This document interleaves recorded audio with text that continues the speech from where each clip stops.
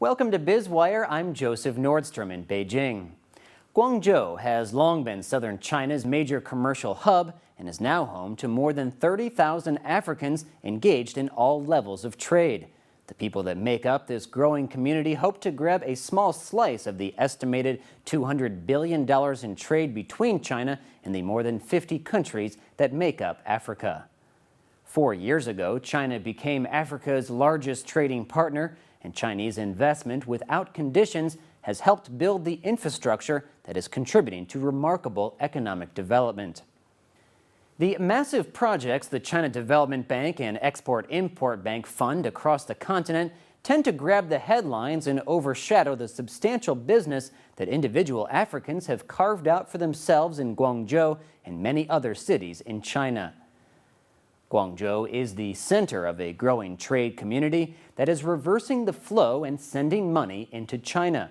Festus Mbisiagu, chairman of Blue Diamond Logistics, says everyone sees China putting millions of dollars into African countries, but those in Guangzhou are bringing millions of dollars of African money to China.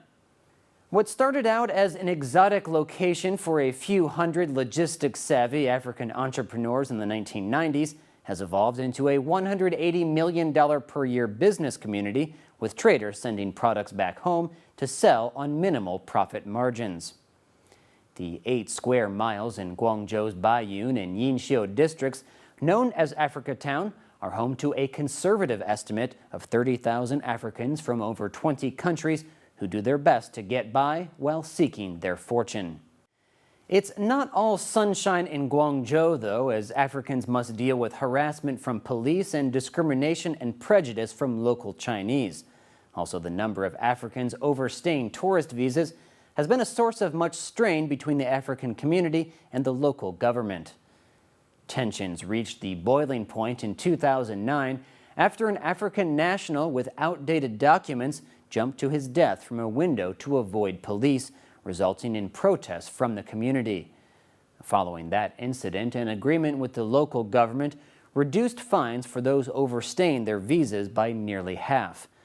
Among the 5 agreements signed between Chinese President Xi Jinping and Nigerian President Goodluck Jonathan was one addressing visa regulations, indicating the issue remains high on the agenda.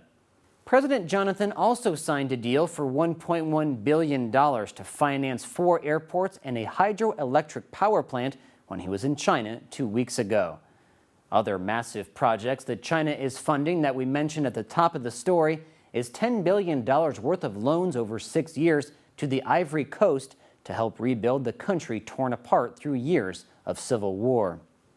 China is often criticized in Western media for their actions in Africa, but academics like Deborah Brodingham and economists like Dembiza Moyo say China gets a bad rap and that China's involvement in Africa is doing more to boost living standards than dependency-causing aid from Europe and America.